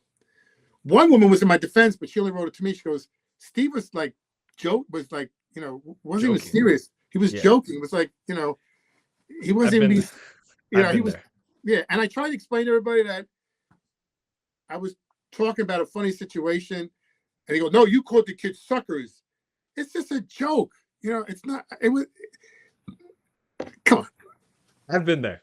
Yeah. I think everybody, it was tongue in cheek, I said that and she even said, he clearly was being tongue in cheek about everything. You guys are going too, you know, crazy with all this. There were only, you know, the funny thing about it was only 6 people at a whole school that wrote. And all those 6 people, I saved their jobs. So, wow. I save every one of these people jobs, and they're writing about this. What is the union going to do about this guy? He's going to be removed from the union. He can't represent us anymore. Blah, blah, blah, blah. Then a woman is, so now they complain to everybody complained to, and it gets to the superintendent, Dr. Lloyd, who likes me because I taught his children. So he meets with me with now I had to get a union rep. Right. So I said, well, I'm a union rep. I'll deal. No, Steve, you can't be a union rep for yourself. You got to have somebody represent you. Yeah. All right. So Lloyd says, Steve, I'm not going to do anything. You're one of my better teachers. You know, he was a Navy guy. He goes, I'll write a little thing in your file. Big deal, right? You've had things in your file. Yeah, no problem. He goes, I ain't good. Don't worry about it. You know, you're not making them stand for the pledge anymore. I go, no. The only thing he did, which I wouldn't agree to, he said, I don't want you to have any of the kids stand for the pledge. And I said, no, I can't do that. I said, you go on this loudspeaker every day and say, please stand for the pledge. So you want me to tell the kids not to stand for the pledge? He goes, yeah. I go, I can't do that. I'm going to say stand for the pledge. I won't force him. He goes, well, I'm telling you not to, and I'm telling you I'm going to do it. So he didn't like that. You know, so I left. So the union guy says, wow, he didn't fire you? We thought we were going to fire you. He must really like you. He didn't do nothing. So these school teachers that I found out, they kind of wanted to get to, they hated Trump, and they couldn't get to Trump. So I was the closest thing because they were looking at the Kaepernick situation. Right. They wanted somebody. So I was the closest thing to them. Okay. They couldn't get Trump. Right. Let's get this guy. Let's get Steve Solomon. Yeah. So they went to the PTA, and the next thing you know, at the board meeting, they never allowed them. They allowed cameras and TV reporters in the board meeting with cameras. So next thing you know, they question the board. So now the board goes to the superintendent, and now he meets me again, and it was a different meeting. He's disappointed in me. Blah, blah, blah, blah, blah, blah. The assistant superintendent was there. Not the assistant superintendent. The personnel director was there. Assistant superintendent always stayed out of it. Remember, she was my friend that came to my boxing matches? Yeah. She's the only one that stood out of it. She didn't have nothing to do with it. So she was the assistant superintendent now. Yeah, she was assistant superintendent. She stayed out of it. At this point. No, she was always the assistant superintendent. Oh, okay. She stayed out of it. She the only administrator, never got involved. And I always appreciate that. Anyway, so he said, you're suspended. And he told the principal, Dr. Thomas, remove him from the school immediately. Okay. And I always respect Dr. Thomas because he walked me out and he said, listen, I'm not going to walk you out. He told him to make sure he escorts me out of the building. He said, Steve, I'm not going to escort you out of the building like you're a criminal. I trust you to leave. Will you leave today? I go, I just need to get some of my belongings. I'll be out in 15 minutes. He goes, okay, that's fine. He goes, I don't want to let you know also, Steve, I never gave up your letter. It wasn't me. I said, no, I know. He goes, you're the one who told him. I said, I got it. I know. I'm not mad at you. I got it. Okay. And they suspended me, and then they wanted me to quit. Because now I went in the papers. Now half of Long Island was for me and half were against me. Right. Half of them wanted me to get a medal and become the new principal, and half of them wanted to shoot me. Because that's how the country was. Right. 2016, 2017. People who sided with Kaepernick were against me, and people who felt that Kaepernick was wrong were for me. And I remember the TV cameras came to my house. My wife is so shy and she hates all that stuff, hates publicity. So I remember telling me, drive to the end of the block, and we had to wait there hours before they would leave. And they were following me to the gym everywhere. And they said, we just want to get your story. And so we finally came in and we did my story. And then the school said, resign, or we're going to fire you. Based on what? They didn't have much of my file. He was late 12 years ago to a class. You file what's called a 3028. To get rid of a tenured teacher, you basically got to be stark naked running through the school, or choking a kid, to death. Right. I don't think standing for the pledge is going to hold a lot of water. Right. And I guess they realized. So you know what I felt good about? They tried to get those kids to testify against me, and they refused. Okay. We said a lesson was learned. No need for us to go to testify against them. A lesson well learned. Wow. So the kids stood up for you in a way. It's funny. They didn't stand up for me at the pledge, but they stood up for me for that. Right. So they had nothing. Because it got serious at that point, Yeah. But you had a crime with no victims. Right. This was just because they were saying that these kids were psychologically messed up for the rest of their life, damaged. But yet the kids were denying that. Right. So where's your? They're trying to use the kids to get to you. They're trying to use the kids so it's okay for you to be gone. Right. But the kids didn't want to testify. Exactly. So what they did was they sent me to a psychiatrist. A psychiatrist? This is just because this is a little overboard. Okay. Well, listen to this. Ironically, guess what the psychiatrist's name was? Who is? Harvey? No. Okay. Good one. That's a good guess. Dr. Solomon. Oh. Well, this all sounds hilarious. Now the union wanted to go with me, which I should have let them, but I was mad at the union because the union suspended me too. Because they got a lot of flack and pressure and they suspended me. So everybody suspended me. How are you feeling throughout this whole process? In fact, honestly, it didn't bother me. It really did. Cool. I've been suspended. Listen, I would say to all these teachers, they used to say, I used to laugh, not laugh, but these teachers would be worried about these insignificant things that happen to them. They're going to lose their job. And I would say to them, listen, if I'm still talking to you and working, you're not going to lose your job. Do you know how many times I was suspended because of the other previous thing? And they did so many bad things to me. I mean, when I was having that lawsuit, the principal that was a racist came to my class and he was harassing kids, making kids cry. And I threw him out of the classroom. We had an altercation. I threw him out. So he kept trying to get back in. I said, you're not going to allow you to harass kids. And they suspended me for that. But I was protecting kids. Right. You didn't you just kicked him out of the classroom. You didn't put your hands on him. No, but he had the kids lie to say that I physically beat him. He brought the kids into the room and told them he was going to fail them if they didn't write this letter. Because the kids came back and crying, telling me, you're going to get fired because he made us write this letter and we're so sorry we did because he scared us. I said, don't worry about it. Nothing's going to happen. Nothing's going to happen to this guy. And I'll tell you one day, another podcast, when I saw him after he wasn't working there anymore, when he was at the gym, we had another confrontation.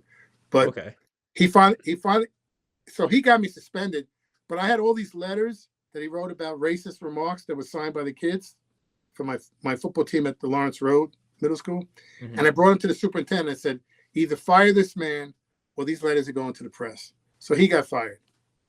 So anyway, so I got suspended so many times. Honest truth, you know, it didn't bother me at all. Because bottom line is, to me, I'm getting paid. And okay, now I got more time to go to the gym, work out. Yeah, I didn't like the negative publicity my wife had to deal with in the press, right. and some threats I got, you know, some crazy people threatening me, but I didn't take them serious. Yeah, I mean, I think the guy who doesn't say anything. What? At this point, you were like 25 years into teaching. So Yeah, I mean, you know, I was ready. I was close to retirement anyway. So what was the worst that could happen? The worst possibility, you know. And you ended up retiring. What was it? 3 years ago you retired from teaching? No, I retired 7 years ago. 7 years ago. Oh, it's been longer. Okay. Yeah. And you did. It was 32 years total. No, well, I taught a total of 35 years. 35 years. But 32 were in public schools and 3 were in private schools. Okay. Yeah, it's been a while. So you retired in 2017. So right after basically right after the whole thing. Right. Well, what happened was, so this psychiatrist who should have needed a psychiatrist, he was screaming and yelling at me and threatening me because I wasn't agreeing with him. Okay. He was like, and I said to him, "Do you have any patients of your own? Do you talk to your patients like this?" Okay. What were the questions that were asked? Oh, just I don't remember, but you know, it was like wild questions, and I didn't agree with him with his thoughts. And he would yell at me that I had to agree with him. I had to answer the question, and he was out of control. And I found out because I told the union we got to go to another psychiatrist to rebut his report. Because his report, when I read the report, it goes, "He's talking about me. He's writing that he's not mentally fit to teach." And he wrote the crazy. I got to show it to you one day. You laugh. Do you have it? Yes, I had to keep it for a different show. Yeah, you read this thing, you laugh. You say he compared me to French fries. I mean, it was insane. So when I went to this other psychiatrist, they said, "Well, good things about me." When he heard about this guy, he said he's being sued by. You know how many people he's being sued by? Because he writes reports. He's being paid by police departments and schools, Dr. Solomon, to write reports against the people to get them fired. That's how he makes a living. He doesn't have any credibility. In fact, did he ever give you a psychological test? I go, no. He goes, well, I'm going to give you one. How could he make these accusations against you without giving you a psychological test? What's it based on? And when he read his report, he said, "This is the craziest thing I've ever read in my life." Because I would love to deal with this guy in court. So we went to court, and truthfully, I didn't want to work there anymore. I didn't want to work with these people that were going to right. So that ended up being I made them pay me. She couldn't believe it. The union person who was helping me, I made the school pay me to leave. But truthfully, I was probably going to leave in that year or the next year anyway. So that ended your teach. So that was the last time you ever taught that situation. But the worst part of that whole thing was, though, that 2 years later, my friend who was coaching football really wanted me to coach with him. And I didn't want to coach anymore. But he talked me into it. We'll have a lot of fun. We'll enjoy ourselves. We're good friends. So he talked me into it. I go through the whole process. They're about to hire me. And they Google me. And they say, "No, we're not going to hire you because of that." The whole situation with the pledge. They weren't going to hire me for that. The same school district, by the way, Valley Stream, that had a superintendent who threatened to give COVID to the fitness club that wouldn't end his membership. He called up and threatened them to give everybody COVID. And that was the superintendent of that school district. Was that on the news? Was that a news story? Yeah, it was all over the paper. Yeah, it was all over.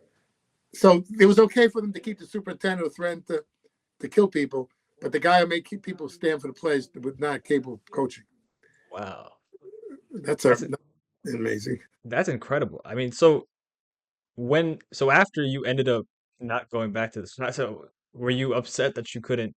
I mean, you were going to retire anyway, but was it the way it ended? I don't want to end that. You know what? Made me mad is that after all these years of all the things I did for kids, and my heart always, no matter how I was treated as a teacher, I always try to treat kids as good as I could. And as much as I did for the school and for the program, I left like in disgrace in some ways. Where people in disgrace, the where way it ended. where it ended. In fact, the union, they even invited me back for my own retirement party because they didn't want to cause a controversy. So here I wasn't even given a retirement party, and like others, and but you know what? I see students all the time, and they embrace me. They love me. They always say good things to me. They reach me on Facebook and thank me for things I don't remember I did for them. There's so many stories I get from the kids that thank me for all this stuff. So I'm glad in that way. But I would have rather to have left in a way that I would be remembered, where people may only think of me as that and think bad of me. Where all this good I did, like you could do, and I'm not saying it was bad, but you could do 1,000 good things, do one bad thing, and people remember the bad. Right. That's how people are. Right. No, that's definitely true. But I think it's good that you ended up in a situation where at least no kids were able to really say anything bad about you. My son sees them all the time. He said they all have good, things to say about you, Dad. He goes, they're always saying what a good teacher you were, how much they liked you as a teacher, and even the kids I coached with my son in basketball, they still talk about me, the relationship I had with them. And I get kids to come back. I think you were there one day when some of them came back to the JCC. They come back. The kids I taught in Uniondale, they went to Westbury Boxing. They followed me there. They followed me to the JCC. So, I must have done something good along the way. Yeah, and I want to talk about that because, being a teacher, training people in boxing, you're kind of you're a role model for a lot of these kids, especially, the kids that were going down the wrong path, and you kind of help them through boxing, through getting their confidence up, teaching them discipline through boxing. You're a role model to these kids. So do you ever think about that? When you were teaching and when you train people in boxing, that you're a role model to these kids? I don't think it like that, but I do try to act like the teachers that were good to me and emulate them. Like I had some teachers going back to fourth grade, Mr. Robold. I don't know how I remember these names, but he was a great teacher, and he used to play football with us when he had recess, and I loved him. And Mr. Perula, and I'll tell you another story. Even in high school, here beside Weisenberg, there was another guy, Dinkelmeyer. He didn't like me either, phys ed teacher. And again, I didn't do nothing to the guy, but Dinkelmeyer. Yeah, I called him Dink the Fink. Okay. And he was friends with Weisenberg, so they must have talked. Maybe Weisenberg got him to dislike. Anyway, the athletic director had never been done before, because I used to work out all the time, and I was really like obsessed with training before boxing with the weights. And I was an honest student. I was a good student, but when I went to school, I brought the school had a universal gym. They didn't have dumbbells. Everybody had like a universal. And I used to bring dumbbells into school to go in the locker room and do workout with dumbbells.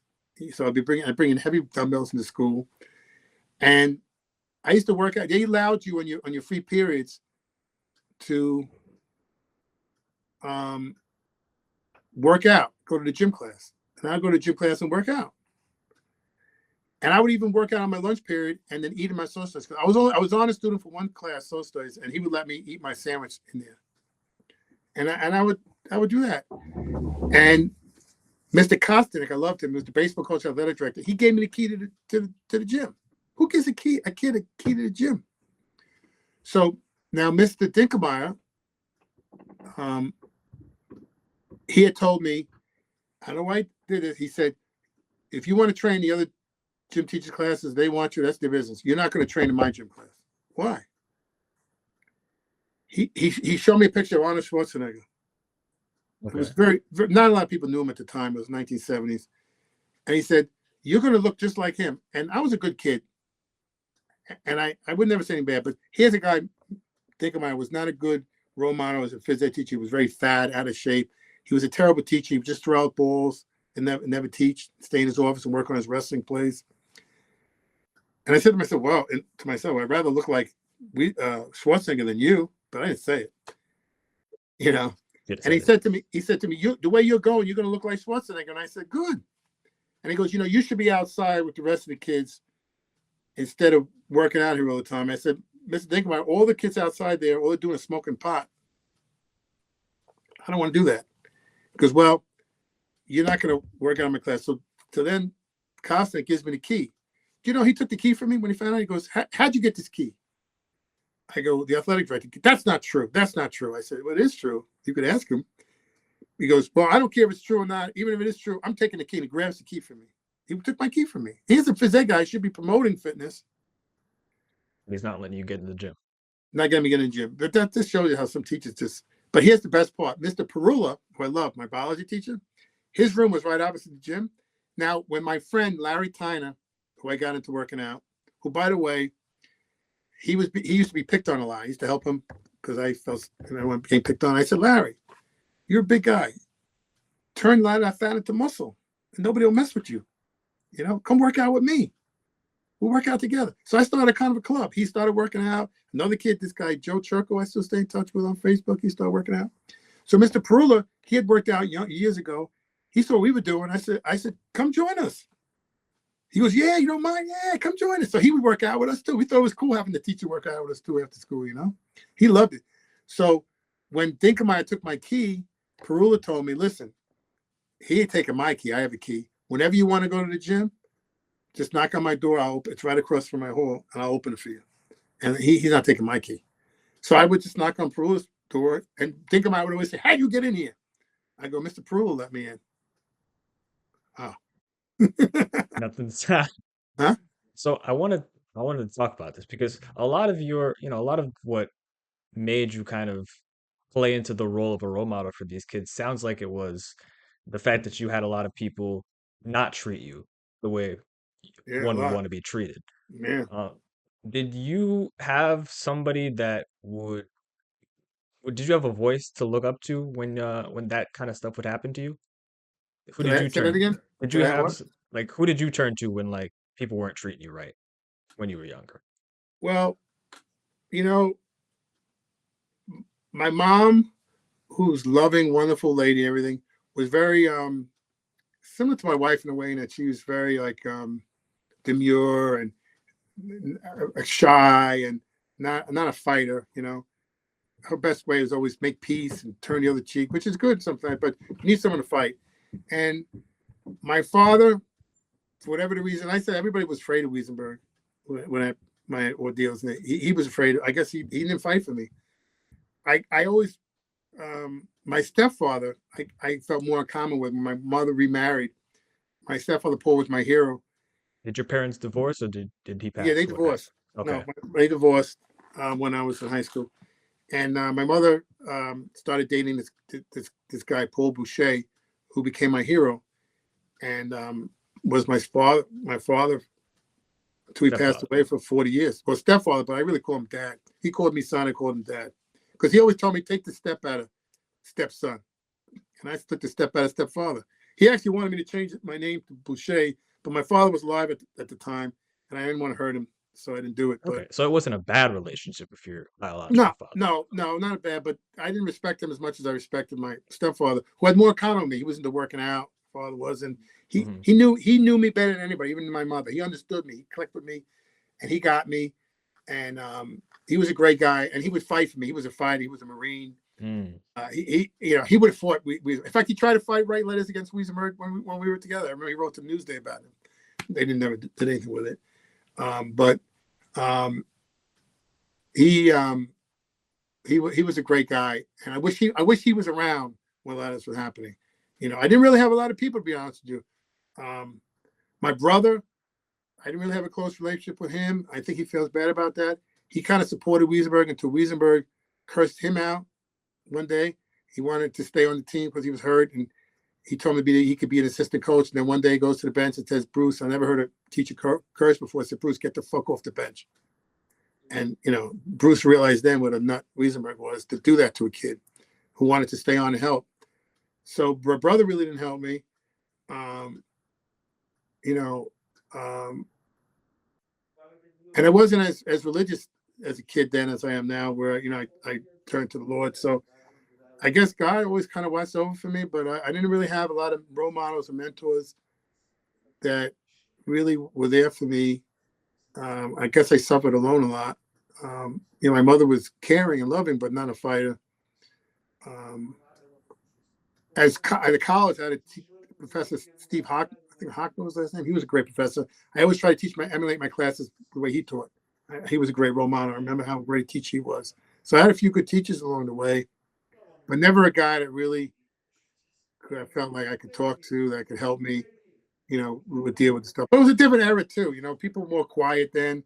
I think a lot of things that happened to kids, sexual abuse and sexual problems, Didn't get talked about as much. No. And now you see 30 years later, they're suing people because they extended the time when you could bring lawsuits. And a lot of people are suing people for abuse because then, it was like you didn't really kept it to yourself. Right. So if you want to speak a little bit to how important it is to have, a voice or a role model uh, to reach out to, maybe, a father figure. You said your stepfather was great for you. So if you want to Yeah. speak to a little bit about the importance of that, and is that something, that's emphasized a lot today in this day and age? Yeah, I think it is. I think when things happen bad, they always have schools offer guidance and counselors and people a little more sensitive to that. Um, I think that if sometimes I think when parents are working and not home for the kids, maybe another reason why kids are growing up today with more problems, that they don't have anybody to talk to. So that's why a good teacher or a good coach can really help a kid more than just in a classroom or an athletic field. But yeah, it's probably looked at more to have a mentor today for various situations than it was when I was growing up. Right. And now you play that role for the people that you train in boxing classes. Well, if they come to me for help, or sure, I'd love to, because I've been a victim, in a way, I mean, you don't have to be physically or mentally abused. I mean, physically or sexually abused not to be a victim. Sometimes, I still get nightmares today about Weisenberg and things that happened. Not being able to. It was my dream to be able to play basketball for my high school team and play, for my home school, and I never got to do that. And I always wonder how I would have done. What would I have done? How would I have been? How good would I have been? Was Weisenberg right about me? Was I right? I think he was wrong. But I never know what it's terrible never to know what you could have done, the potential you could have had. And I think I could have been very good and maybe got a scholarship. But then again, like you say, like you made a good point. I thought about it too, that maybe it would, the man closed one door, God opens another to boxing that would never happen. And that was a big part of my life now. Is that years playing basketball worth or boxing? No, if I had to do it again, if it was either basketball or boxing, I would take the boxing. I mean, think about all the people that you've affected through Yeah, boxing. yeah, So, including you know, myself. exactly. Did you ever think about any of that when you were in fights or going in, like, what was your mindset going into fights? Did you use what did you use for motivation? No, going to fights was just just wanted to do the best I can and be victorious, and that was my motivation. Just want to do the best I could. I think now more I think about it that I want to maybe a lot of the achievement and success that I didn't get as a kid, maybe I'm trying to get now as an older guy, and maybe that's why I keep going at 60, 65, because I never got that as a kid. Where I never got the accolades or anything as a kid. But you got a lot through The through bench. teaching. Yeah. You got a lot of accolades through teaching. Like, yeah, good and bad. A lot of good things happen, a lot of bad things. That's life. I mean, we all go through trials and tribulations. Good things and bad things. But I feel blessed by God by having a wonderful family, a wife, and two beautiful kids. You've met my kids, and I'm comfortable financially, and I got a lot to be thankful for. So sometimes we look at the negative and things that we didn't accomplish, but we should be happy for the things we have. And I will give you a compliment in talking that I never met a reporter that got everything 99% right on everything I say. They always used to not put it down the way I said, or forget it, or have it wrong. Whenever we had discussions for the Herald, I've told you that before, you always got it right on the button. So I always say you're going to be a superstar in the journalistic field if you're not already. Well, I don't think I am already, but I hope to be. Oh, you You will. know, I predict that. Let that be on record that I predict that. I appreciate that, Steve. And well, you know what? Who knows how many people will see this? So, but this was fun, and I wanted to end off Yeah. with last minute questions, but I definitely we'll do this again. We Yeah, have we a lot have of to. It's I have a fun. lot of I enjoy talking to you. You're easy to talk to. That's another thing. You're good at interviewer. well, I like it's fun, and I enjoy talking to people, and you had some good stories, and Unique, probably, right? Different. yeah, yeah, and I there's definitely stuff I wanted to get into more. We're going to Yeah. we're almost on 2 hours here, so Oh, what, really? Wow. yeah, right. It's so easy talking to you. I didn't realize how late it was. Right? No, but this was fun. I think it's definitely people will love to watch this. So I want to end off with Yeah. this. We didn't go too much into your special needs, some of the stuff you've done with special needs. We'll do that on a future episode though. Sure. But you competed this year in boxing, Golden Gloves. Are you gonna do anything else in the future? Good question. Well, also, which was great is that, and you were privy to that, that I got a boxing ring put in my house this year, which was always a dream, official Yeah, boxing. And who would expect that the guy who I had fought probably 3 times before in exhibitions, and like I said, I fought numerous boxers in exhibitions, and some right, at the school. Some we put a ring up in the high school when they came to the school, like Danny Jacobs, who was the middleweight champ at the time, and right. Paul,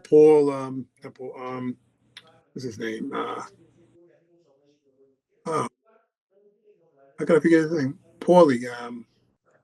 The good thing about not being live is Paulie we can take the time. Malignaggi. I have to Yep. post it right in front of my wall. Paulie Malignaggi. Paulie Malignaggi. What a great guy. He helped me with my students, and when he did an exhibition and signed autographs, he came to the school. Yeah, that's Paulie. So what was the question we were asking before I got to that? Oh, I asked if you plan on competing again. Oh, so in answer to that, it was great that Iron Barkley came to my house and we did it. We did kind of like Yes, another. multiple You just time missed world that. champion. Yeah. And I like to do those exhibitions. Kind of like doing those exhibitions with the world champions for charities or just for other reasons. And I'll continue to do those less intense, less stressful, more laid back stuff like at the JCC that you've been privy to. And I do it at Gleason sometimes for the Give a Kid a Dream and other things. But my intention this year, God willing, is I'd like to always wanted to compete. It's a big Masters tournament in February in Las Vegas. It's one of the biggest tournaments in the country. And I'd like to compete in that. And my friend says that my friend Steve would come and help me in the corner. And then they invited me back to the Chicago Golden Gloves to defend my title this coming June. So I definitely plan to continue doing some things at Gleason's and the Chicago Golden Gloves again, and hopefully this Las Vegas International Masters tournament in February. That's my goal. Very cool. Very cool. Even at 65, you're still going Yep. strong and you're in good shape. So Yeah, thank no God. reason not to. Yeah. So I want to finish with this. So in November, Mike Tyson is going to be fighting Right. with Jake Paul. Mm-hmm. Mike is In 58 my years. backyard. Maybe one day. Yeah. So Mike Tyson will be fighting Jake Paul. Mike, 58 years old. Right. Jake Paul, 27. Right. So Jake Paul's record, he's fought 11 times. He's 10-1. Mm-hmm. And Mike Tyson, 58 total fights, 50 wins. His last exhibition was in 2020. That was against Roy Jones Jr. And his last pro fight was in 2005.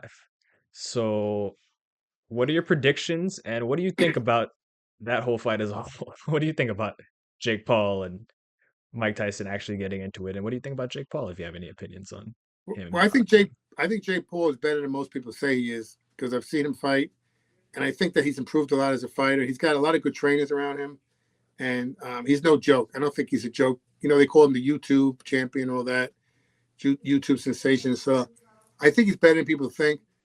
Um, but he's not in the class of Mike Tyson. And I know people say, well, it's not Mike Tyson 27, him 27. Mike Tyson's 57. But I still think that the last thing you lose is your power. So I think that he's never been hit like Mike Tyson's going to hit him. And I know that the fight is not the usual 3-minute rounds. It's 2-minute rounds. And I don't think they wear headgear, but they're less rounds. I know they're good friends too. I know they're buddy. So I don't know if it's legitimate, how if they kind of like, gonna take the money and run type thing. Yeah.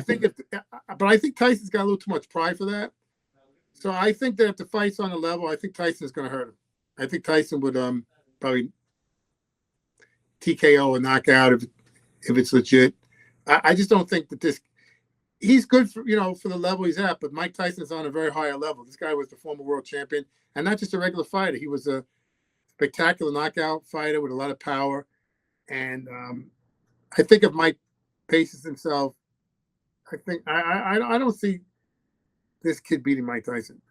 I don't think Mike Tyson's going to allow his reputation to be soured, because it would be embarrassing to lose, even at his age, to someone like him. It's not on Mike Tyson's level. You gonna watch it? Of course. Free on Netflix. I got Netflix. It's free. I'm definitely going to watch that one. Well, I can't wait. When is it coming out? November? What? November, I believe. November. It's November 11th, I believe. Oh, okay. Let me see if I want to get that right for the audience. November 15th, Friday, November 15th. Oh, great, because I forgot to mention, I'm doing for the first time I wanted to do. They're having this called the Rocky Run, where I'm going to run a 5K race in Philadelphia, where Rocky filmed the movie with the steps and the museum and everything. Mm-hmm. They have a run every year, so I'm going to run that November 2nd. My wife's going to come with me, and some museums there, and I'm going to run the steps. So I'm going to do that. I always wanted to do that, and that's perfect. So then I'll be around to watch Tyson and Paul. There you go. Very cool. Staying in shape. I love it. Love to hear it. Yeah. So that should be good. That should be a good watch. And Steve, this was a lot of fun, and there was a lot of stuff I didn't get into that I wanted to talk about, but I think Next time. yeah, next time we'll definitely do this again. It was And enjoyable. Yeah, I yeah, enjoyed it. I think we had good stories, good conversations, and I think everybody watching had a lot of value. So definitely. all right. So ladies and gentlemen, thank you all for watching, and we'll see you again for another episode. God bless.